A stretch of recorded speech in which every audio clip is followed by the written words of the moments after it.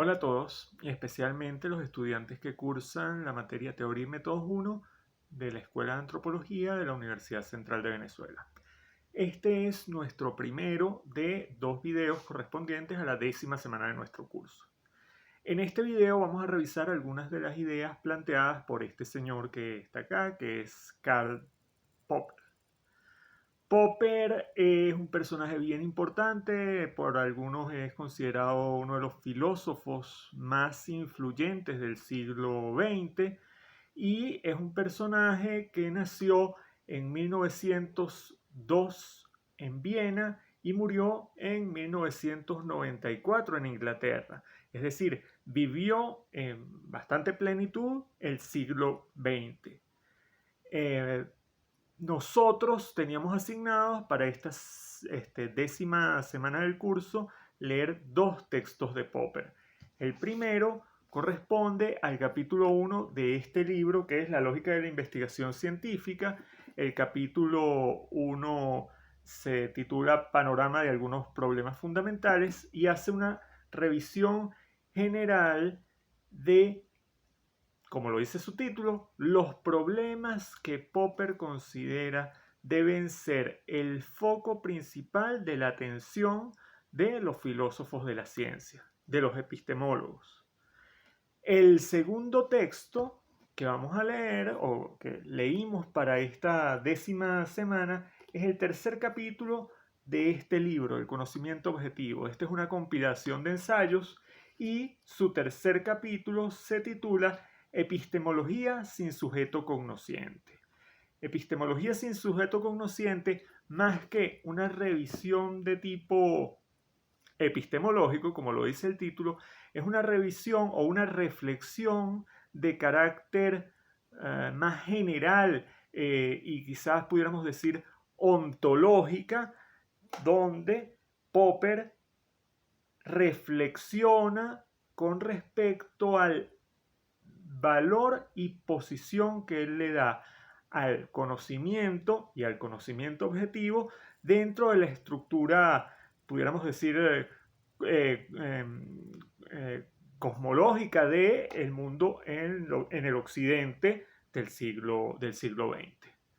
Es interesante tener claro que entre este primer libro y este segundo libro median más de 30 años. El primer libro, su edición original es de 1934 y el texto Epistemología sin sujeto cognosciente corresponde a 1967. Es decir, es un periodo de reflexión amplio, entonces nos da ambos textos una visión, pudiéramos decir así, bien completa de las propuestas de Popper con respecto a epistemología y ciencia. Es importante tener claro que Popper como filósofo no solamente se destaca por su reflexión con respecto al conocimiento. Popper es uno de los más importantes filósofos para el siglo XX que reflexiona a favor de lo que él llama la sociedad abierta, a favor de las sociedades democráticas, liberales y en contra de las sociedades autoritarias o los regímenes autoritarios y totalitarios. Entonces, la contribución filosófica de la obra de Popper va mucho más allá del aspecto en el que nos vamos a circunscribir en este video y lo que hemos estudiado para este curso. Entonces es importante tener esto claro porque es un personaje que seguramente ustedes a lo largo de su carrera y a lo largo de sus lecturas y reflexión van a seguir encontrando de manera reiterada. Sin más, vamos a pasar a revisar algunos aspectos con respecto a el primer texto que les decía, es de 1934. Cuando Popper señala en ese capítulo esbozo de algunos problemas fundamentales, panorama de algunos problemas fundamentales, disculpen, Popper busca dar un golpe de timón a la reflexión filosófica que se venía desarrollando fundamentalmente desde la corriente del positivismo lógico. Como seguramente ya han hecho el vínculo. Les decía, Popper nació en Viena en 1902. Su formación estuvo muy influenciada por precisamente los filósofos que contribuyeron y estuvieron agrupados en torno al Círculo de Viena. Y aunque Popper tuvo mucha relación con ellos, nunca se le asoció directamente al Círculo de Viena, principalmente por su postura crítica, no con respecto a los planteamientos en sí de los filósofos caracterizados por la línea del positivismo lógico, sino por su crítica con respecto al foco de atención que se estaba planteando. En el prefacio a la segunda edición de este libro, no, disculpen, a la edición inglesa de 1958, les decía, la edición original es de 1934, Popper hace algunos comentarios bien atinados con respecto a esta crítica que quisiera leerles. En ese prefacio, Popper nos dice: los analistas del lenguaje, y recuerden que los positivistas lógicos fijaron su punto de atención en el lenguaje, y en el lenguaje como mecanismo que tenemos los hombres para representar el mundo físico, para representar lo que pudiéramos llamar la realidad, y para representarla y conocerla. Entonces Popper nos dice: los analistas del lenguaje creen que no existen auténticos problemas filosóficos, o que los problemas de la filosofía, si es que hay alguno, son problemas del uso lingüístico o del sentido de las palabras. Creo, sin embargo, que al menos existe un problema filosófico por el que se interesan todos los hombres que reflexionan. Es el de la cosmología, el problema de entender al mundo, incluidos nosotros y nuestro conocimiento como parte de él. Más adelante dice Popper: los analistas del lenguaje se consideran a sí mismos como los que utilizan cierto método privativo de la filosofía. A mi entender, están equivocados, pues yo creo que en las siguientes tesis: los filósofos son tan libres como cualesquiera otras personas de emplear cualquier método en la búsqueda de la verdad. No hay un método propio de la filosofía. Quiero proponer ahora también la siguiente segunda tesis: el problema central de la epistemología ha sido siempre, y sigue siéndolo, el del aumento del conocimiento. Y el mejor modo de estudiar el aumento del conocimiento es estudiar el del conocimiento científico. No pienso que el estudio del aumento del conocimiento pueda reemplazarse por el estudio de los usos lingüísticos ni por el de los sistemas lingüísticos. Es decir, Popper nos lleva nuevamente al problema. Ciertamente el conocimiento va en aumento. ¿Cómo hacemos para conocer cada día más? ¿Cómo hacemos para conocer? ¿Cómo hacemos para que ese conocimiento se vuelva como una bola de nieve que va creciendo? Eso no lo abordan los positivistas lógicos. Y entonces Popper dice: ese es el problema que deberíamos abordar. Y bueno, este panorama de algunos problemas fundamentales va precisamente a los aspectos que él piensa deberíamos considerar en las reflexiones filosóficas con respecto al conocimiento. Sin más, vamos a revisar ese texto. Muy bien. En este panorama que nos brinda Popper, él señala claramente en su primera sección el primer problema que deberíamos abordar como filósofos de la ciencia. Es un problema que ya había sido identificado previamente, pero de alguna manera había sido despreciado o dejado de lado. ¿Qué es el problema de la inducción? ¿En qué consiste el problema de la inducción? Es muy simple, es la pregunta de ¿cómo podemos justificar lógicamente, a partir de una estructura lógica, que de enunciados particulares podamos formular enunciados generales? ¿A qué me refiero con esto? Recuerden que el método inductivo supone que a partir de la observación o registro de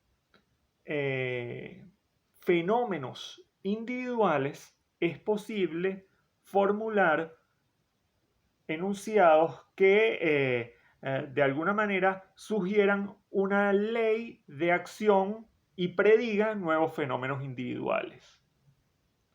Un ejemplo, yo observo un cisne blanco, otro cisne blanco, otro cisne blanco. Toda mi vida he observado cisnes blancos y tengo un registro de cisnes blancos y propongo el enunciado: todos los cisnes son blancos. Es decir, que los próximos cisnes que vea seguramente serán blancos, de acuerdo a este enunciado. Sin embargo, Popper nos dice, este enunciado realmente bajo ningún concepto puede ser lógicamente justificable, porque que yo observe un número n de cisnes, y ese n puede ser cercano al infinito, no quiere decir que el cisne n+1, es decir, el próximo cisne que observe, va a tener la misma característica, es decir, va a seguir siendo blanco.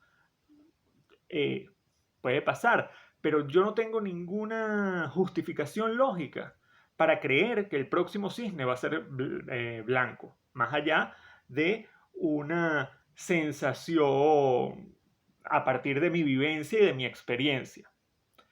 Ese es un gran problema para justificar entonces los enunciados generales o las leyes científicas y cómo podemos validarlas. Popper dice, este es un problema que debe ser abordado, pero para ser abordado yo debo, Popper, primero diferenciar dos cosas. Uno, lo que él llama el psicologicismo, que posteriormente se ha llamado el contexto en que se producen los descubrimientos, y otra cosa, el contexto lógico de justificación de mis leyes que he descubierto. Popper dice, el aspecto psicológico, no hay un método, no hay una línea, pudiéramos decir, una receta de cocina para descubrir, para conocer.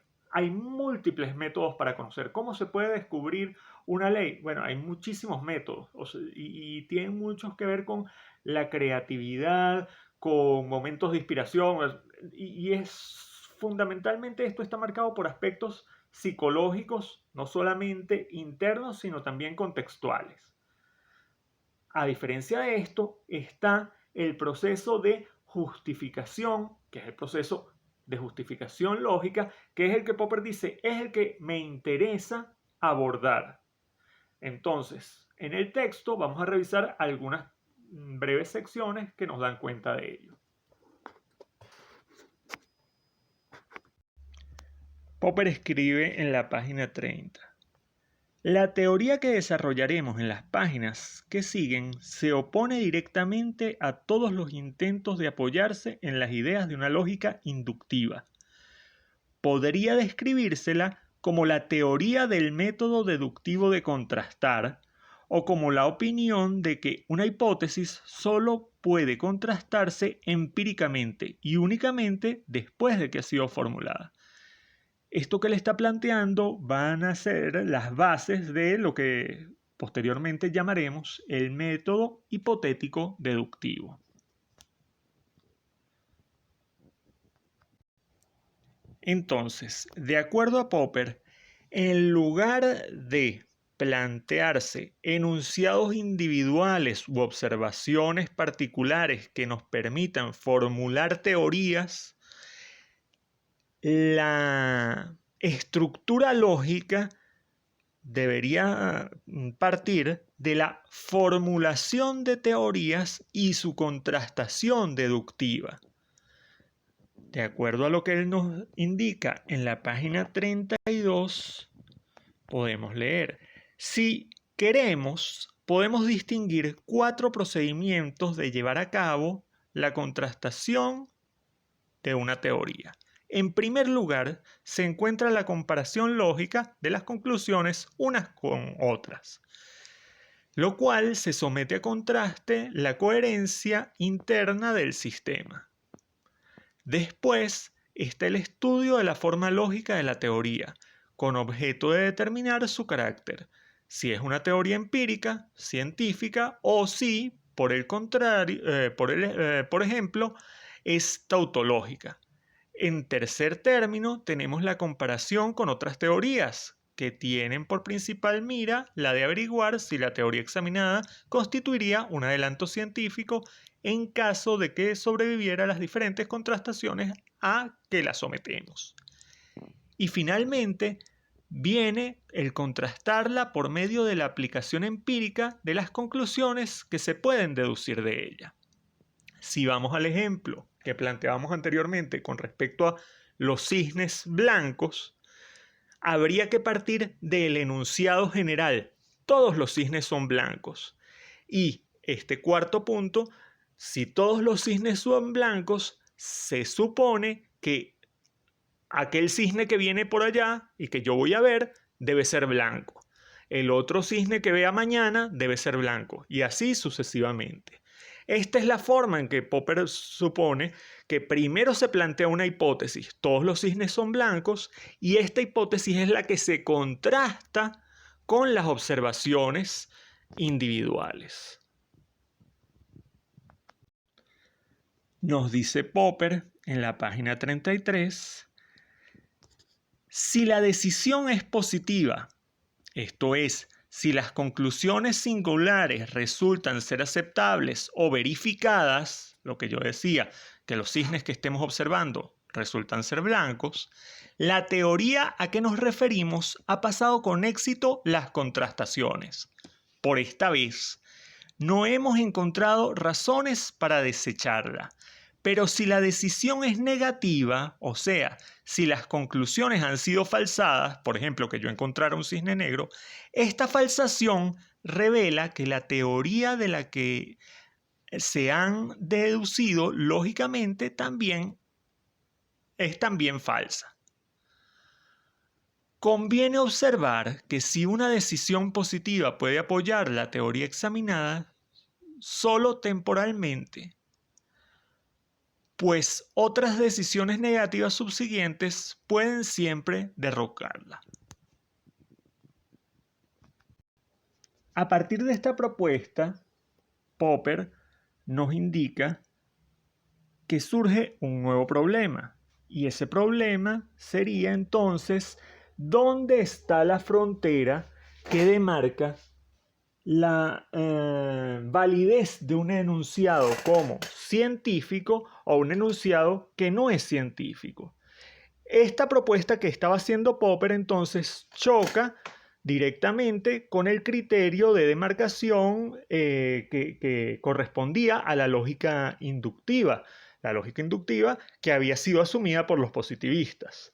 En la página 39 entonces aborda lo que él va a llamar el criterio de falsabilidad como criterio para determinar la demarcación entre un enunciado científico y un enunciado que no lo es. Nos dice Popper en esta página. El criterio de demarcación inherente a la lógica inductiva, esto es, el dogma positivista del significado o sentido, en inglés meaning, equivale a exigir que todos los enunciados de la ciencia empírica o todos los enunciados con sentido sean susceptibles de una decisión definitiva con respecto a su verdad y su falsedad. Podemos decir que tienen que ser decidibles de modo concluyente. Esto quiere decir que han de tener una forma tal que sea lógicamente posible tanto verificarlos como falsarlos. Así, dice Schlick, un auténtico enunciado tiene que ser susceptible de verificación concluyente. Y Weismann escribe aún con mayor claridad. Si no es posible determinar si un enunciado es verdadero, entonces carece enteramente de sentido, pues el sentido de un enunciado es el método de su verificación. Ahora bien, esto lo va a criticar Popper. Él dice, en mi opinión no existe nada que pueda llamarse inducción. Por tanto, sería lógicamente inadmisible la inferencia de teorías a partir de enunciados singulares que estén verificadas por la experiencia, cualquiera que sea lo que quiera es lo que esto quiera decir. En la página 40, Popper nos aclara cuál es su posición. Pero, dice él, ciertamente solo admitiré un sistema entre los científicos o empíricos si es susceptible de ser contrastado por la experiencia.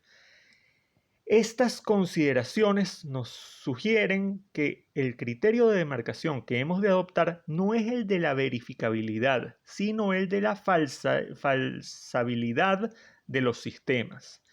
Dicho de otro modo, no exigiré que un sistema científico pueda ser seleccionado de una vez para siempre de un sentido positivo, pero sí que sea susceptible de selección en un sentido negativo por medio de contrastes o pruebas empíricas. Ha de ser posible refutar por la experiencia un sistema científico empírico.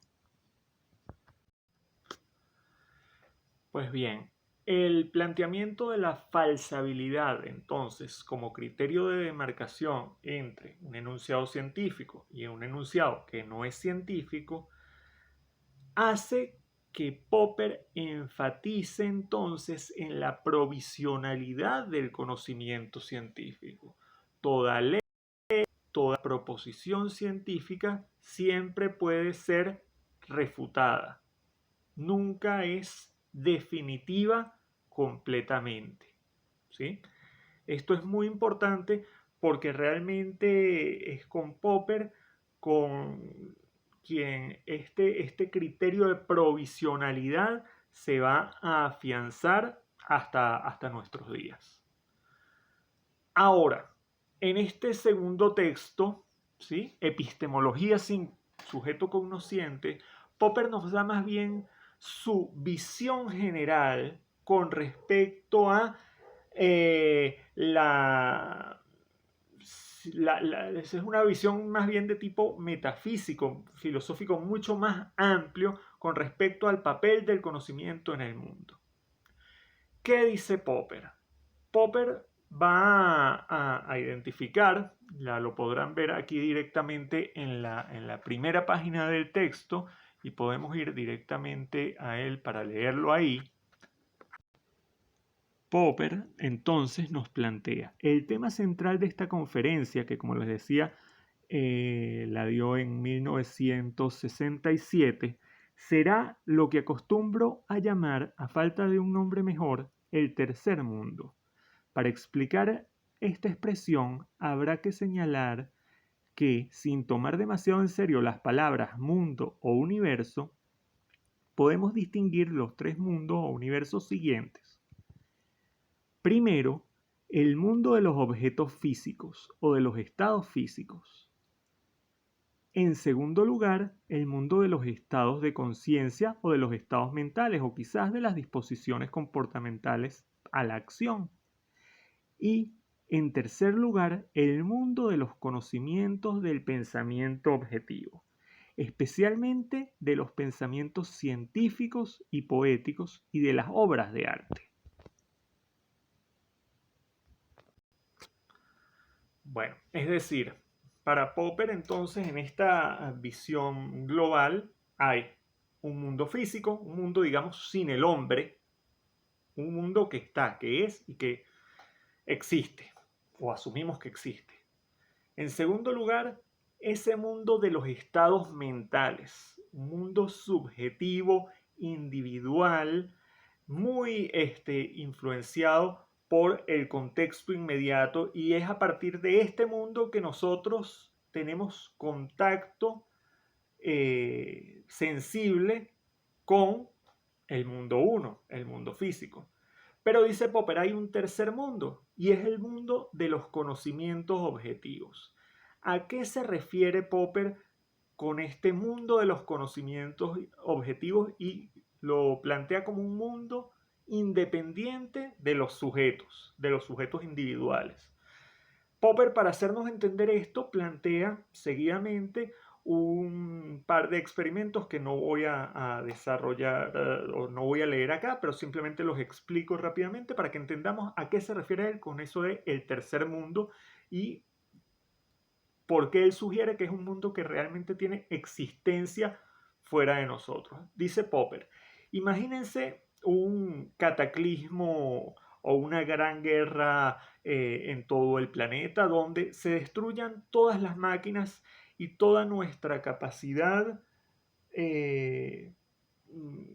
perdamos toda nuestra capacidad en el uso de las máquinas, toda nuestra capacidad empírica en su uso. Pero donde se conserven las bibliotecas y nuestra capacidad de acceder al conocimiento que está en las bibliotecas. Dice Popper, seguramente en un tiempo X pudiéramos recuperar nuestro modo de vida. Ahora dice Popper, imaginen el mismo mundo bajo las mismas circunstancias de destrucción total, donde perdamos todos nuestros conocimientos y además perdamos las bibliotecas. Y al referirse, recuerden, es 1967, al referirse a las bibliotecas, hoy en día tendríamos que pensar en toda la información que tenemos en formatos digitales en la red, o a la cual tenemos acceso a través de la red, que se pierda. Dice Popper, seguramente nuestra posibilidad de recuperar nuestros modos de vida sería mucho más lenta. En este sentido, Popper entiende este conocimiento que hemos generado en las bibliotecas, o ese conocimiento colectivo, como un conocimiento, si bien ha sido generado por el hombre y es un producto de la acción humana individual, la contribución individual es mínima para una estructura o un gran, digamos, entre comillas, edificio que ya no depende de los sujetos o de los hombres o de los sujetos que generaron ese conocimiento. Es un conocimiento independiente, es un conocimiento prácticamente como un sistema que existe y está ahí. Si traemos los problemas fundamentales con respecto al conocimiento que planteaba Popper en el texto que revisamos anteriormente a este contexto, podemos entender que esta visión de Popper, y él entiende este conocimiento objetivo, este conocimiento sin sujetos cognoscientes, como una suerte de catedral que se va construyendo a partir de los aportes individuales de sujetos particulares, pero que una vez que se realizan esos aportes, cada aporte pudiera ser como una piedra en esta catedral que se va armando. Estos aportes ya no dependen del sujeto que los coloca ahí, sino que quedan en la estructura del conocimiento. Además, Popper dice, este mundo 3, este mundo del conocimiento objetivo, al cual tenemos acceso, nos permite mediar directamente nuestro mundo 2 y el mundo 1. Es decir, nosotros, gracias a ese mundo 3 que hemos venido construyendo, pero que ya no depende de nosotros, es que actuamos en esta relación del mundo de los estados mentales y el mundo de los objetos físicos que están acá. De alguna manera eso, Popper nos dice, esta estructura ahora es una estructura que nos condiciona, esta estructura del mundo 3 nos condiciona como sociedad. Y que va creciendo y va desarrollándose, ¿de acuerdo a qué? De acuerdo a estos procesos de ya no inducción, sino de deducción analítica de las teorías, y por otro lado, a partir de siempre la posibilidad de la falsación, ese criterio de falsabilidad como criterio de demarcación entre conocimiento científico y no conocimiento científico, y la posibilidad de que esto genere el crecimiento de ese edificio, esa catedral del conocimiento, poco a poco, como un proceso histórico. Esta visión, que es muy interesante, va a ser también duramente criticada por otro científico historiador de la ciencia, filósofo de la ciencia, que es Thomas Kuhn, al cual vamos a revisar en el próximo video correspondiente a esta semana.